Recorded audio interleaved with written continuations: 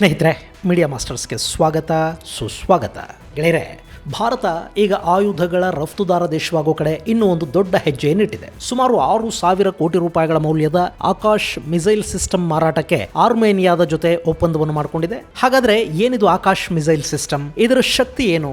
Armenia ಭಾರತದ ಜೊತೆ ಯಾಕೆ ಆಯುಧ ಖರೀದಿಯ ಒಪ್ಪಂದವನ್ನು ಮಾಡಿಕೊಳ್ತಾ ಇದೆ? ಈ ಆಕಾಶಗಳಿಂದ ಭಾರತದ ಎಂಎಸ್ಎಂಇಗಳಿಗಾಗುವ ಲಾಭ ಏನು ಅನ್ನೋದರ ಜೊತೆಗೆ ಆರ್ಮೇನಿಯಾ ಹಾಗೂ ಭಾರತದ ನಡುವಿನ ಶತಮಾನಗಳ ಹಿಂದಿನ ಸಂಬಂಧದ ಬಗ್ಗೆ ಕೂಡ ನಿಮಗೊಂದಷ್ಟು ಮಾಹಿತಿಯನ್ನ ನಾನಿಲ್ಲಿ ಕೊಡೋ ಪ್ರಯತ್ನ ಮಾಡ್ತೀನಿ. ಹಾಗಾದ್ರೆ ತಡ ಯಾಕೆ? ಬನ್ನಿ ನೇರವಾಗಿ ವಿಷಯಕ್ಕೆ ಹೋಗಿ ಬಿಡೋಣ.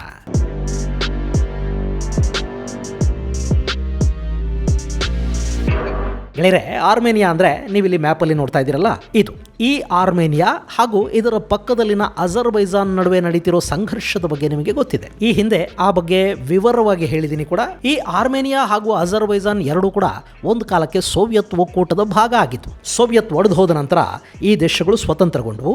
ಆ ಸಂದರ್ಭದಲ್ಲಿ ಮುಸ್ಲಿಂ ಬಾಹುಳ್ಯದ ದೇಶ ಅಜರ್ಬೈಜಾನ್ ಆಯಿತು, ಕ್ರೈಸ್ತರು ಹೆಚ್ಚಾಗಿದ್ದ ದೇಶ ಆರ್ಮೇನಿಯಾ ಅನ್ನಿಸ್ಕೊಳ್ತು. ಆ ನಂತರ ಎರಡೂ ದೇಶಗಳ ನಡುವೆ ಈ ನಗರ್ನೋ ಕರಾಬಾಕ್ ಅನ್ನೋ ಪ್ರದೇಶ ಇದೆ ನೋಡಿ, ಇದಕ್ಕೆ ಸಂಬಂಧಪಟ್ಟ ಹಾಗೆ ಸಂಘರ್ಷ ಶುರುವಾಯಿತು. ಮೊನ್ನೆ ನಗರ್ನೋ ಕರಾಬಾಕ್ ಪ್ರದೇಶವನ್ನ ಸಂಪೂರ್ಣವಾಗಿ ಅಜರ್ಬೈಜಾನ್ ಆಕ್ರಮಿಸಿಕೊಳ್ತು ಮತ್ತು ಅಲ್ಲಿನ ಆರ್ಮೇನಿಯಾದ ಜನ ಏನಿದ್ರು ಅವರನ್ನ ಅಲ್ಲಿಂದ ಹೊರಗೆ ಕೂಡ ಕಳುಹಿಸಲಾಯಿತು. ಇನ್ನು ಅಲ್ಲಿನ ಗಡಿಗಳು ಕೂಡ ಹೇಗಿವೆ ಅಂದ್ರೆ, ಈ ಆರ್ಮೇನಿಯಾದ ಗಡಿಯಲ್ಲಿ ನಕ್ಚಿವನ್ ಅನ್ನೋ ಪ್ರಾಂತನ ನೀವು ನೋಡ್ತಾ ಇದ್ದೀರಲ್ವಾ, ಇದು ಅಜರ್ಬೈಜಾನ್ಗೆ ಸೇರ್ಕೊಂಡಿದೆ. ಇದರ ಮಧ್ಯೆ ಇಲ್ಲಿ ನೀವು ನೋಡ್ತಾ ಇದ್ದೀರಿ ನೋಡಿ, ಈ ಪ್ಯಾಸೇಜ್, ಇದನ್ನ ಜಾಂಗೆಜರ್ ಕಾರಿಡಾರ್ ಅಂತ ಕರೀತಾರೆ.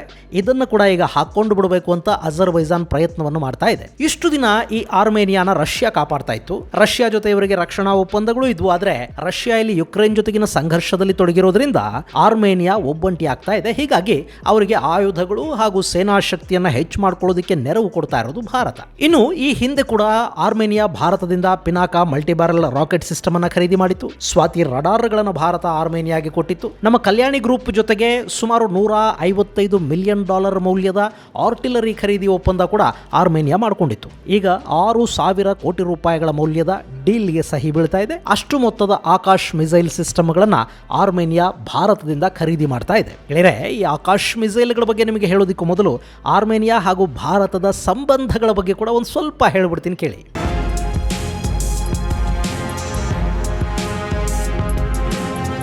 ಗೆಳೆಯರೆ, ಬಹಳಷ್ಟು ಜನ ಆರ್ಮೇನಿಯಾ ತನ್ನ ಪಕ್ಕದ ಅಜರ್ಬೈಜಾನ್ ಜೊತೆ ಸಂಘರ್ಷದ ಕಾರಣದಿಂದಾಗಿನೇ ಭಾರತದ ಕಡೆಗೆ ನೋಡ್ತಾ ಇದೆ ಅಂತ ಅಂದ್ಕೊಂಡಿದ್ದಾರೆ. ಇಲ್ಲಿ ಅಜರ್ಬೈಜಾನ್ ಟರ್ಕಿ ಹಾಗೂ ಪಾಕಿಸ್ತಾನಗಳ ಜೊತೆ ಒಂದು ಸಿಂಡಿಕೇಟ್ ಅನ್ನ ಮಾಡಿಕೊಂಡಿದೆ. ಹೀಗಾಗಿ ಪಾಕಿಸ್ತಾನದ ಶತ್ರು ಭಾರತ, ಸೊ ಶತ್ರುವಿನ ಶತ್ರು ಮಿತ್ರ ಅನ್ನೋ ಹಾಗೆ ಆರ್ಮೇನಿಯಾ ಭಾರತದ ಆಯುಧಗಳ ಕಡೆಗೆ ಮುಖ ಮಾಡಿದೆ ಅನ್ನೋದು ಒಂದು ವಾದ. ಅದು ಪೂರ್ತಿ ಸುಳ್ಳೇನಲ್ಲ. ಆದರೆ ಆರ್ಮೇನಿಯಾ ಹಾಗೂ ಭಾರತದ ಸಂಬಂಧಗಳಿಗೆ ಶತಮಾನಗಳ ಹಿನ್ನೆಲೆ ಕೂಡ ಇದೆ.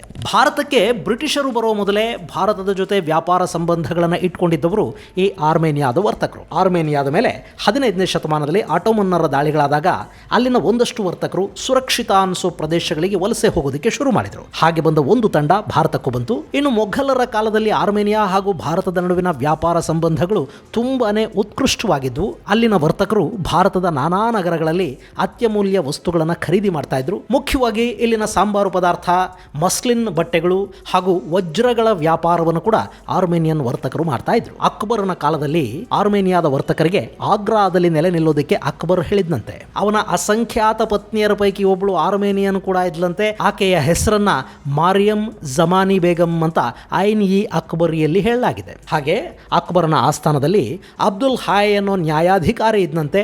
ಆತ ಕೂಡ ಆರ್ಮೇನಿಯಾದವನು ಅಂತ ದಾಖಲಿಸಲಾಗಿದೆ. ಇನ್ನು ಅಕ್ಬರನ ಜನಾನಾದಲ್ಲಿದ್ದ ರಾಣಿಯರು, ಸಖಿಯರ ಚಿಕಿತ್ಸೆಗಾಗಿ ಜೂಲಿಯಾನಾ ಅನ್ನೋ ಲೇಡಿ ಡಾಕ್ಟರ್ ಕೂಡ ಇದ್ಲಂತೆ.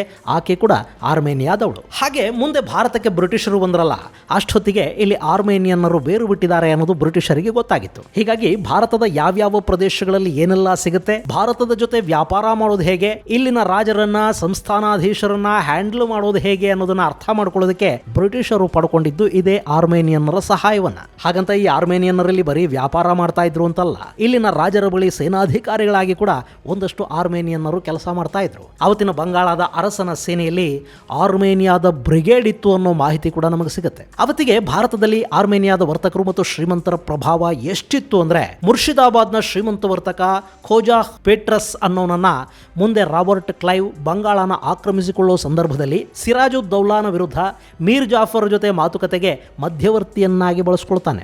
ಮುಂದೆ ಬಕ್ಸಾರ್ ಯುದ್ಧದಲ್ಲಿ ಮೀರ್ ಖಾಸಿಂ ವಿರುದ್ಧ ಬ್ರಿಟಿಷ್ ಪಡೆಗಳು ಹೋರಾಟ ಮಾಡುವಾಗ ಸೇನೆಯ ಉಸ್ತುವಾರಿಯನ್ನು ವಹಿಸಿಕೊಂಡಿದ್ದವನು ಗೋರ್ಗಿನ್ ಖಾನ್. ಈ ಗೋರ್ಗಿನ್ ಖಾನ್ನ ಅಸಲಿ ಹೆಸರು ಖೋಜಾ ಗ್ರೆಗೋರಿ. ಇವನು ಖೋಜಾ ಪೇಟ್ರಸ್ ಅಂದ್ರೆ ರಾಬರ್ಟ್ ಕ್ಲೈವ್ಗೆ ಸಂಧಾನಕಾರನಾಗಿ ಕೆಲಸ ಮಾಡಿದ್ನಲ್ಲ ಆರ್ಮೇನಿಯನ್, ಅವನ ಸಹೋದರ.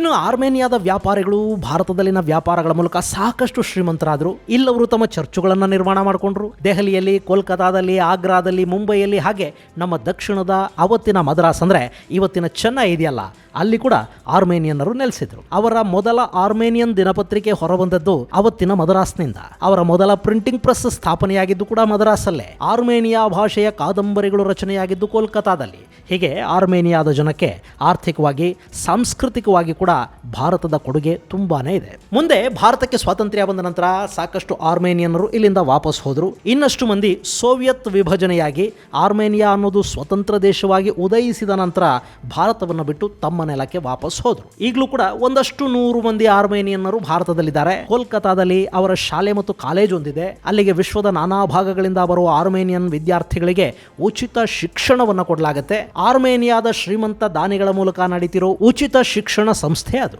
ಹೀಗೆ ಭಾರತದ ಜೊತೆ 15ನೇ ಶತಮಾನದಿಂದಲೂ ಸಂಬಂಧವನ್ನು ಹೊಂದಿರೋ ಆರ್ಮೇನಿಯಾಗೆ ಈಗ ಭಾರತವೇ ಮತ್ತೆ ಸಹಾಯವನ್ನು ಕೂಡ ಮಾಡ್ತಾ ಇದೆ.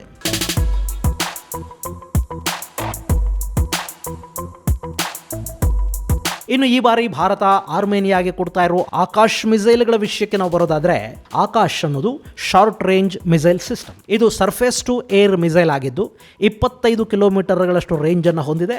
ಭಾರತದ DRDO ಅಭಿವೃದ್ಧಿಪಡಿಸಿರೋ ಈ ಆಕಾಶ್ ಮಿಸೈಲ್ಗಳನ್ನ ತಯಾರು ಮಾಡ್ತಾ ಇರೋದು ಭಾರತ್ ಡೈನಾಮಿಕ್ಸ್ ಲಿಮಿಟೆಡ್ ಸಂಸ್ಥೆ. ಇನ್ನು ಆಕಾಶ್ ಮಿಸೈಲ್ ನ ವಿಶೇಷ ಅಂದ್ರೆ ಇದು 85% ಸಂಪೂರ್ಣ ಸ್ವದೇಶಿ ನಿರ್ಮಿತ ಮಿಸೈಲ್ ಸಿಸ್ಟಮ್. ಹಾಗೆ ಇದರ ತಯಾರಿ ಏನಿದೆ ಅದರ 60% ಖಾಸಗಿ ಕಂಪನಿಗಳು ಮಾಡ್ತಾ ಇವೆ. ಇಲ್ಲಿನ ಸಣ್ಣ ಮತ್ತು ಮಧ್ಯಮ ಕೈಗಾರಿಕೆಗಳೇನಿವೆ ಅವುಗಳನ್ನ ಆಕಾಶ್ ತಯಾರಿಯಲ್ಲಿ ತೊಡಗಿಸಿಕೊಳ್ಳುವ ಮೂಲಕ ಅದರ ಪ್ರೊಡಕ್ಷನ್ ಹೆಚ್ಚು ಮಾಡುವುದರ ಜೊತೆಗೆ ನಮ್ಮಲ್ಲಿನ ಸಣ್ಣ ಕೈಗಾರಿಕೆಗಳು ಹಾಗೂ ಸಪ್ಲೈ ಚೈನ್ ಅನ್ನ ಬಲಪಡಿಸುವ ಕೆಲಸ ಕೂಡ ನಡೀತಾ ಇದೆ. ಇನ್ನು ಈ ಆಕಾಶ್ ಮಿಸೈಲ್ ನ ಉದ್ದ 228 ಇಂಚು. ಹೆಲಿಕಾಪ್ಟರ್, ಡ್ರೋನ್, ಯುದ್ಧ ವಿಮಾನ, ಮಿಸೈಲ್ ಯಾವುದನ್ನು ಬೇಕಾದರೂ ಇದು ಟಾರ್ಗೆಟ್ ಮಾಡಿಕೊಳ್ಳುವ ಸಾಮರ್ಥ್ಯವನ್ನು ಹೊಂದಿದೆ. ಜೊತೆಗೆ ಇದು ಫುಲ್ಲಿ ಆಟೋಮೇಟೆಡ್ ಕೂಡ. ಇನ್ನು ಇದರ ಮತ್ತಷ್ಟು ವಿಶೇಷಗಳು ಅಂದ್ರೆ ಈ ಸಿಸ್ಟಮ್ ಅನ್ನ ಜಾಮ್ ಮಾಡೋದಕ್ಕೆ ಸಾಧ್ಯ ಆಗೋದಿಲ್ಲ. ಹಾಗೆ ಇದನ್ನ ಹ್ಯಾಕ್ ಮಾಡೋದು ಕೂಡ ಸಾಧ್ಯವಾಗದ ಕೆಲಸ. ಇನ್ನು ಇದರ ಟ್ರಾನ್ಸ್ಪೋರ್ಟೇಷನ್ ತುಂಬಾ ಸುಲಭ.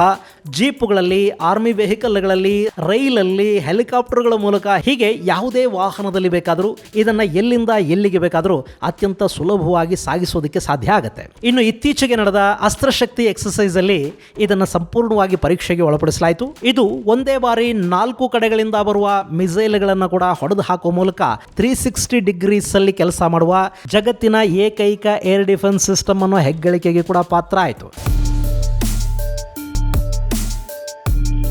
ಗೆಳೆಯರೆ, ನಿಮಗೆ ಮತ್ತೊಮ್ಮೆ ಹೇಳ್ತಾ ಇದ್ದೀನಿ, ಆಕಾಶ್ ಅನ್ನೋದು 360 ಡಿಗ್ರೀಸ್ ಅಲ್ಲಿ ಕೆಲಸ ಮಾಡುತ್ತೆ. ಇದು ಏಕಕಾಲದಲ್ಲಿ 4 ದಿಕ್ಕುಗಳಿಂದ ಬರುವ 4 ಮಿಸೈಲ್ಗಳನ್ನು ಹೊಡೆದು ಹಾಕುವ ಸಾಮರ್ಥ್ಯವನ್ನು ಹೊಂದಿದೆ ಮತ್ತು ಇಂಥ ಶಕ್ತಿಯನ್ನು ಹೊಂದಿರುವ 360 ಡಿಗ್ರೀಸ್ ಅಲ್ಲಿ ಕೆಲಸ ಮಾಡಬಲ್ಲ ಜಗತ್ತಿನ ಏಕೈಕ ಏರ್ ಡಿಫೆನ್ಸ್ ಸಿಸ್ಟಮ್ ಅಂದ್ರೆ ಅದು ಆಕಾಶ್ ಮಾತ್ರ. ಇನ್ನು ಈ ಆಕಾಶ್ ಮಿಸೈಲ್ಗಳನ್ನು ಭಾರತದ ಸೇನೆ ಕೂಡ ಬಳಕೆ ಮಾಡ್ತಾ ಇದೆ. ಜೊತೆಗೆ ಇತ್ತೀಚೆಗಷ್ಟೇ 2 ಅಡಿಷನಲ್ ರೆಜಿಮೆಂಟ್ಗಳಿಗೆ ಆಕಾಶವನ್ನು ಕೊಡೋ ನಿರ್ಧಾರವನ್ನು ಕೂಡ ರಕ್ಷಣಾ ಇಲಾಖೆ ಮಾಡಿದೆ. ಅದಕ್ಕಾಗಿ 8,000 ಕೋಟಿ ರೂಪಾಯಿಗಳಷ್ಟು ಹಣವನ್ನು ಖರ್ಚು ಮಾಡಲಾಗ್ತಾ ಇದೆ.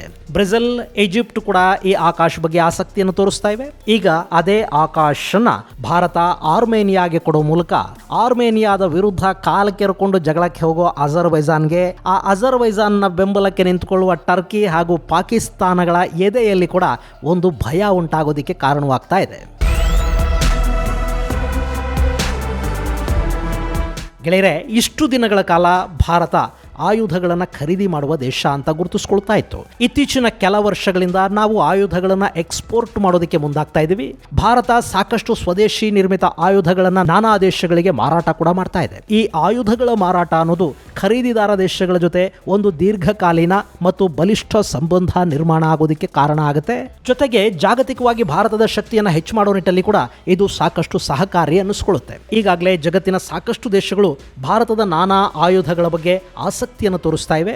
ಇನ್ನು ಈಗ ಭಾರತ ಈ ಆಕಾಶ್ ಮಿಸೈಲ್ ಸಿಸ್ಟಮ್ಗಳನ್ನು ಆರ್ಮೇನಿಯಾಗೆ ಮಾರಾಟ ಮಾಡ್ತಾ ಇದೆ. ಆಯುಧಗಳ ತಯಾರಿ ಮತ್ತು ಆಯುಧ ಕ್ಷೇತ್ರದ ಸ್ವಾವಲಂಬನೆ ಅನ್ನೋದು ಕೇವಲ ನಮ್ಮ ಸೇನಾ ಶಕ್ತಿಯನ್ನು ಮಾತ್ರ ಹೆಚ್ಚು ಮಾಡೋದಿಲ್ಲ, ಬದಲಿಗೆ ನಮ್ಮಲ್ಲಿನ ತಯಾರಿ ಕ್ಷೇತ್ರಕ್ಕೆ ಶಕ್ತಿಯನ್ನು ತುಂಬುತ್ತೆ. ಇಲ್ಲಿನ ಸಪ್ಲೈ ಚೈನ್ ಅನ್ನು ಸಶಕ್ತಗೊಳಿಸೋದ್ರಲ್ಲಿ ಇದು ಸಹಾಯಕ ಆಗುತ್ತೆ. ಹಾಗೆ ಇಲ್ಲಿನ ಕಾರ್ಖಾನೆಗಳಿಗೆ ಕೆಲಸ ಸಿಗುವ ಮೂಲಕ ಇಲ್ಲಿ ಪ್ರತ್ಯಕ್ಷ ಹಾಗೂ ಪರೋಕ್ಷವಾಗಿ ಸಾಕಷ್ಟು ಉದ್ಯೋಗ ಸೃಷ್ಟಿಗಳಿಗೆ ಕೂಡ ಸ್ವದೇಶಿ ಆಯುಧ ತಯಾರಿಕೆ ಅನ್ನೋದು ಅಪಾರ ಕೊಡುಗೆಯನ್ನು ಕೊಡುತ್ತೆ. ಹೀಗಾಗಿ ಭಾರತ ಆಯುಧ ಕ್ಷೇತ್ರದಲ್ಲಿ ಮತ್ತಷ್ಟು ಆತ್ಮನಿರ್ಭರಗೊಳ್ಳಲಿ, ಭಾರತದ ಆಯುಧಗಳ ಮಾರಾಟ ಕೂಡ ಹೆಚ್ಚಾಗಲಿ, ಆಯುಧಗಳ ಆಮದುದಾರ ದೇಶ ಅನ್ನೋ ಪಟ್ಟಿಯನ್ನು ಕಳಚಿಕೊಂಡು ಭಾರತ ಜಗತ್ತಿನ ಆಯುಧಗಳ ರಫ್ತುದಾರ ದೇಶಗಳ ಸಾಲಲ್ಲಿ ಸ್ಥಾನವನ್ನು ಪಡ್ಕೊಳ್ಳಿ ಅಂತ ಆಶಿಸೋಣ. ಇದು ಗೆಳೆಯರೆ ಆಕಾಶ್ ಮಿಸೈಲ್ಗಳು ಹಾಗೂ ಅದನ್ನು ಖರೀದಿ ಮಾಡ್ತಿರೋ ಆರ್ಮೇನಿಯಾಗೆ ಭಾರತದ ಜೊತೆಗಿನ ಐತಿಹಾಸಿಕ ಸಂಬಂಧಗಳ ಕುರಿತಾದ ಒಂದಷ್ಟು ಮಾಹಿತಿ. ಮುಂದಿನ ಸಂಚಿಕೆಯಲ್ಲಿ ಮತ್ತಷ್ಟು ವಿಶೇಷಗಳ ಜೊತೆ ಮತ್ತೆ ಭೇಟಿಯಾಗೋಣ. ಅಲ್ಲಿವರೆಗೆ ಜೈ ಹಿಂದ್, ಜೈ ಕರ್ನಾಟಕ.